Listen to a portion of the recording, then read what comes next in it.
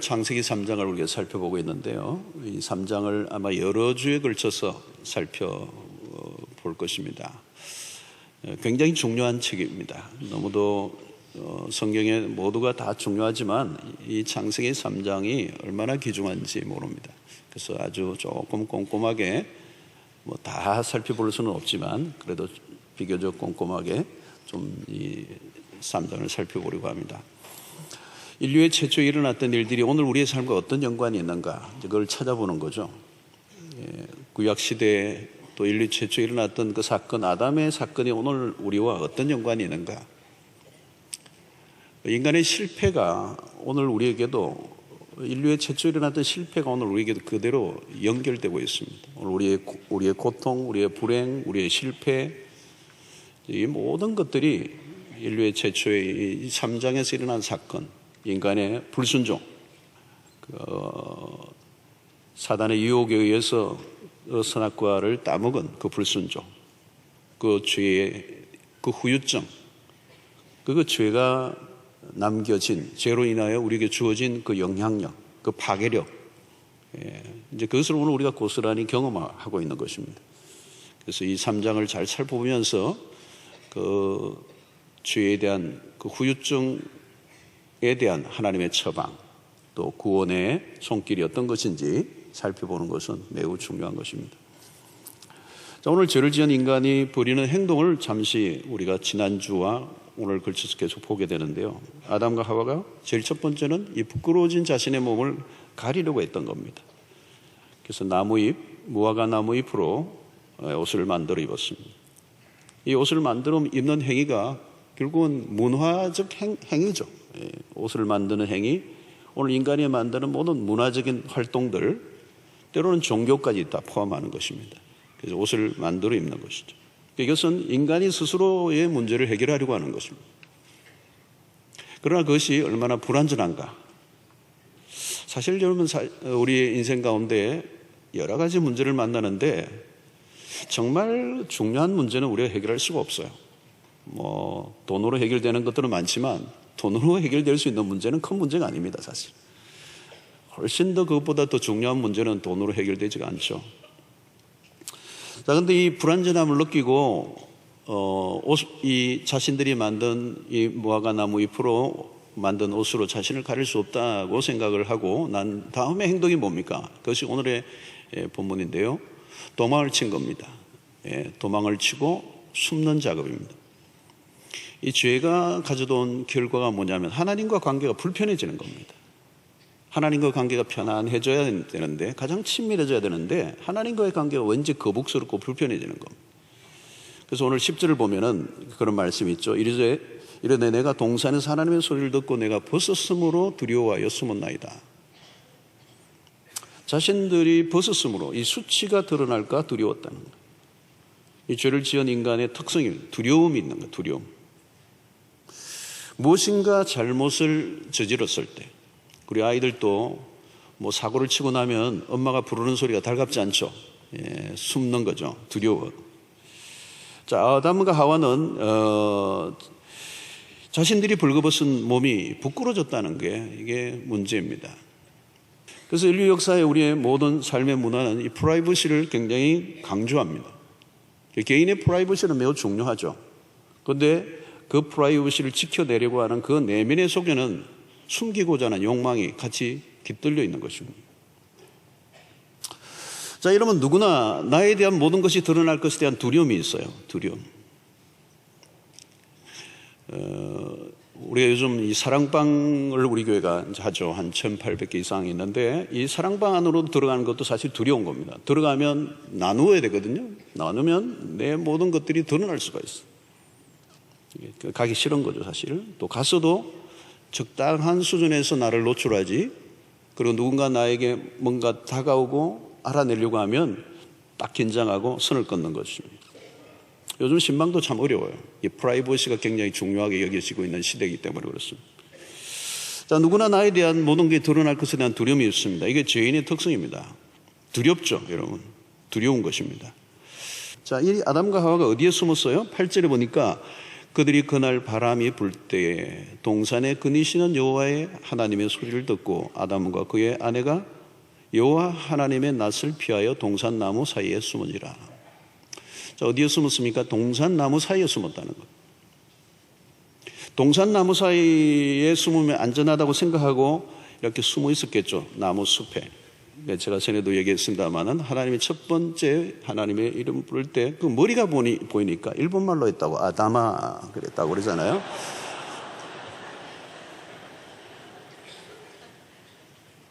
여러분 해도 재밌어요. 그죠? 아다마 부르는 거 머리가 보이는 거죠. 나무 사이에 숨는데 동산이 어디입니까 여러분? 동산은 하나님의 주 무대입니다. 이 동산의 주인이 하나님이세요. 이 동산 사이에 거닐고 계시는 겁니다. 지금 거닐고 계시는 하나님, 하나님의 임재가 있는, 하나님의 임재로 가득한 곳이 동산이에요. 이 동산을 누가 만들었습니까? 하나님 만드시고요. 하나님의 통치가 있는 곳이에요. 여러분, 아랍에미레이트의 왕자이기도 하고 맨체스터 구단주이기도 한 만수르라고 하는 사람, 우리 젊은이들이 다 알죠, 여러분? 이 얼마나 어마어마한 부호인가 봐요. 그러니까 이제 만수르에 대한 다양한 얘기들이 나와요. 그 딸이 가출을 했어요. 가출을 해서 멀리 갔어요.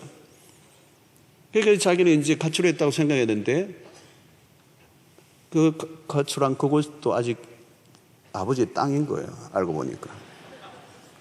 그러니까 아무리 가출을 하고 싶어도 가출이 안 돼요. 땅이 너무 넓어가지고. 여러분, 벗어날 수 없는 거죠. 아이들과 이렇게 아이들이 어릴 때 술래잡기를 하면 애들이 어떻게 숨어요? 꼬마들이 아빠 나 숨었다 그러는데 책상에 머리만 집어넣고 엉덩이는 빠져나와 있거든요. 엉덩이에 빼놓고 있는 거예요. 아빠 보니까 웃기는 거예요. 깨워봤자 벼룩이죠. 여러분, 오늘 이 8절에서 동산에 거니시는 여호와 하나님이라고 그랬어요. 그런데 이 아담과 하와는 동산의 나무 사이에 숨어 있는 겁니다. 하나님의 손안에 있는 거예요. 하나님의 손안에 있어. 여러분, 구약에 흥미로운 인물이 한 사람 나오는데 참 재밌는 선지자가 누군가 하면 요나입니다. 요나서 1장 3절을 보십시오. 그러나 요나가 여호와의 얼굴을 피하려고 일어나 도망친 거죠. 다시스로 도망하려 하여 욥바로 내려갔더니 마침 다시스로 가는 배를 맞는지라. 기가 막히게 하나님의 낯을 피하려고 도망을 쳤습니다. 그래서 여호와의 얼굴을 피하여 그들과 함께 다시스로 가려고 배삭을 주고 배에 올랐다. 자, 그런데 무슨 일이 일어납니까? 하나님의 그 소명을 받은 선지자가 다른 데로 도망갔어요. 아주 은밀하게 아무도 모르게 깜짝같이 다시스로 가는 배를 타고 가는데 광풍이 일어나는 겁니다. 너무 물결이 크게 일어나니까 이 배 사람들이 뭔가 직감이 이상한 거예요. 이거 안 탈 사람이 탔다는 거예요. 이 잡아내야 되는데. 어떻게 알겠어요, 여러분? 누구를 알겠습니까? 그런데 제비뽑기 하자. 제비를 뽑았는데 기가 막히게 요나가 걸린 거잖아요. 요나를 딱 잡아내는 거예요. 색출을 하신 겁니다. 여러분, 이게 제비뽑기를 하고 우연히 걸린 게 아니고 그 제비뽑기를 하는 가운데 하나님의 개입이 있은 거죠. 그 배 밑창에서 자고 있는 선지자, 코를 골고 있는 선지자를 범인으로 잡아내는 겁니다. 요나의 도피 행각은 허망하게 끝이 납니다. 자, 인간은 끊임없이 숨고 하나님은 드러내십니다. 안방에서 은밀하게 일어났던 일이 엄청나게 드러납니다. 하나님은 우리의 마음에 은밀한 것까지도 다 알아내시죠. 우리의 마음 속에. 여러분, 우리가 영성이 뭡니까? 우리의 마음 속에 있는 어떤 깊은 생각까지도 보이잖아요, 여러분. 하나님이 그걸 다루신다는 말이죠. 어떤 사람은 친구의 길을 딱 갖다 대고, 야, 너하고 나하고만 알자. 그런 건 없어요. 너하고 네 캉, 내 캉만 알자. 그런 거 없어요. 누가 아세요? 하나님이 아시잖아요. 둘만 하는 얘기는 없습니다. 반드시 하나님이 들으세요. 그러니까 모든 비밀을 인간의 역사는 감추려고 하고 죄를 감추려고 덮으려고 하지만 그건 불가능하다는 거예요. 자, 오늘 보십시오. 자, 그 숨기려고 하는 인간에게 하나님이 찾아오십니다. 오늘 9절 보면 여호와 하나님이 아담을 부르시며 그에게 이르시되 내가 어디 있냐. 자, 여러분, 이게 무슨 대목입니까? 죄를 지으면 죄를 지은 인간이 하나님에게 가서 잘못했습니다 빌어야 되잖아요. 하나님, 내가 죄인입니다, 날 좀 용서해 주십시오, 이렇게 자기 손으로 가서, 자기 발로 가서 자기가 손으로 빌어서 하나님 용서를 구해야 되는데, 죄를 지은 인간은 스스로 하나님 앞에 가지를 않아요. 아담아 내가 어디 있느냐, 이 질문 굉장히 중요한 질문입니다. 여러분, 오늘 이 대목이에요. 아담아 내가 어디 있느냐. 하나님 몰라서 물으시는 거 아니죠, 여러분? 하나님 다 알고 계시잖아요. 아담 머리를 봤다고 그러잖아요. 아담아 내가 어디 있느냐, 이 말은 장소를 물으신 게 아닙니다. 너가 어디쯤에 숨었지, 그게 아니에요. 이건 존재론적인 질문입니다. 인간의 실존에 대한 질문이에요. 너가 누구냐라고 하는 질문이에요. 너가 누구냐? 너가 왜 거기 숨어 있냐? 너 거기서 뭐 하고 있냐? 너가 그렇게 하면 숨겨질 것 같으냐? 너가 지금 있는 곳이 어디냐라고 하는 질문은 존재론적인 질문이에요. 너의 삶이 지금의 삶이 정상이라고 여기느냐? 힘들지. 자, 여러분, 오늘 아담은 하나님의 질문에 대한 즉답을 피해요. 너가 어디 있느냐? 이르되 내가 10절에 보니까 이르되 내가 동산에서 하나님의 소리를 듣고 내가 벗었으므로 두려워하여 숨었나이다. 이 자신의 감정을 표현하고 있는 거거든요. 자신의 상태를 바라보고 있는 겁니다. 그런데 참 비참한 거예요. 벌거벗고 있는 자신을 보니까 수치롭고 뭔가 불편하고 비참한 상태. 여러분, 하나님을 떠난 인간이 자기 자신을 보면요, 비참해요. 뭘 이루었든 뭘 가졌든 비참하다고요. 예. 뭘 하나님으로부터 멀리, 그래서 그 비천함이 하나님 앞에 보이니까 멀리 떠나고 싶은 마음밖에 없는 것입니다. 자, 아담은 지금 무엇이 두렵다는 겁니까? 결국은 그 두려움의 근원은 하나님에 대한 두려움이에요. 왜 하나님을 두렵습니까? 수치심과 죄책감 때문인 겁니다. 지난 주일도 제가 설교를 했습니다만 이 수치심 그리고 이 죄로 인한 죄책감이라고 하는 것은 어마어마한 큰 주제예요. 우리는 모르지만 우리의 모든 인간의 행위, 그 인간의 모든 노력 안에는 이 두 가지의 감정을 이기려고 극복해내려고 하는 인간의 스스로의 자구책이. 여러분, 숨고 피하는 것은 답이 아닙니다. 그것은 더 큰 고통과 불행을 가져오는 것입니다. 죄를 숨기는 것은 마치 암을 숨기고 있는 것과 똑같아요. 여러분, 암은 드러나야 됩니다. 초기에 드러나면 삽니다. 그 암을 밝히기 위해서 얼마나 돈을 많이 들여서 정밀 조사를 하잖아요. 그러니까 암을 숨기면 어때요? 암세포를 키우고 있는 겁니다. 그건 죽어가는 거죠. 하나님으로부터의 피하고 도망치는 일은 부질없는 겁니다. 자기의 죄를 숨기고 도망을 칠 수 있으면 가능하면 할 수 있죠. 그러나 불가능하다는 거예요. 그건 불가능하다는 거예요. 우리가 자신의 죄를 인정하고 하나님의 부르심 앞에 반응하고 돌아가는 것만이 답이 되는 것입니다. 여러분, 하나님은 어떤 분이십니까? 하나님은 추적자이세요. 추적자. 성경을 보면 하나님은 무서운 추적자이세요. 끊임없는 집념을 가지고 죄인을 찾아내어 구원에 이르게 하시는 추적자 하나님. 사랑의 추적자라고 그러시죠. 죄를 짓고 도망치는 인간을 놓치지 않아요. 실패한 인간을 포기하지 않는다는 거예요. 오늘도 여러분, 우리에게 끊임없이 다가오심으로 추적하심으로 우리를 찾아내셔서 우리를 구원에 이끄셔서 그 하나님의 집요한 추적에 붙잡혀서 오늘 우리가 이 자리에 있는 거 아니겠어요? 어떤 분은 막 도망치다가 한 50년 도무지 도망도 못 치겠다 이러고 오신 분들 계시죠, 몇 분.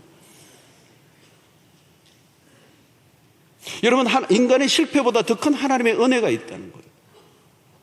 하나님의 심판 이전에 구원을 베푸시는 분, 하나님은 포기하지 않는 신, 도망치는 인간을 끝까지 추적하시는 하나님. 여러분, 누가복음 15장의 탕자의 비유에서 아버지는 포기하지 않죠. 왜 포기하지 않습니까? 사랑하시기 때문에. 호세아서를 보면 선지자 아내 고멜의 이야기가 나옵니다. 이 고멜은 남편의 사랑을 끊임없이 거부하죠. 그리고 집을 나갑니다. 이 가출녀, 상습 가출녀, 나갔다가 다른 남자아이를 배워오고 또 도망가고, 그 이스라엘 모습입니다. 죄를 지은 인간은 하나님이 거북스러워요. 하나님을 피하고 싶어 합니다. 이스라엘의 역사가 늘 그것을 반복해서 하나님의 택감을 받는 백성이지만 끊임없이 하나님으로부터 벗어나려고 하는, 누가복음 15장에 나오는 탕자의 비유도 인간의 모습을 잘 그려줍니다. 인간의 내면 속에 있는 그 탕자의 심리. 여러분, 탕자는 다른 사람이 아니고 인간의 모습입니다. 우리의 모든 심리 안에 이 탕자의 심리가 있다는 거예요. 계시록 3장 20절 보십시오. 볼지어다 내가 문 밖에 서서 두드리노니. 예수님은 바깥에서요 문을 두드리고 계시는 거예요. 누구든지 내 음성을 듣고 문을 열면 누가 열어요? 내가 열어야 돼요. 인간이 열어야 된다. 그래서 그 유명한 이 명화, 이 장면을 가지고 명화가 있잖아요. 거기 보면, 그 그림을 보면 이 문에 바깥에는 문고리가 없어요. 안에 문고리가 있어요. 문고리 안에서 열어야 된다는 거예요. 우리가 열어야 된다는 거예요. 아무리 주님이 다가와서 노크를 해도 문을 안 열면 문을 부수고 들어오시는 분은 아니시라는 거예요. 여러분, 하나님이 우리를 그냥 하시기로 한다면 다리를 부러뜨리든지 목을 꺾든지 하시죠. 그렇게 안 하신다는 거예요. 기다리신다는 거예요.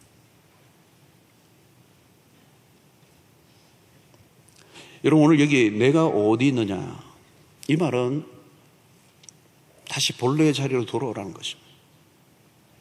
본래의 자리가 어디입니까? 하나님의 형상대로 지음받은 하나님의 글작품으로서의, 하나님의 자녀로서의 그 지위.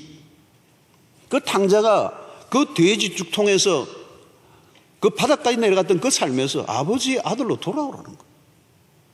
돌아올 때 어떤 일이 납니까? 가락지를 끼워주고 새로운 좋은 옷을 가져다가 입혀주고 신발을 신겨주고 끌어안으며 너는 내 아들이라고. 창조의 원형으로 돌아가라는 겁니다.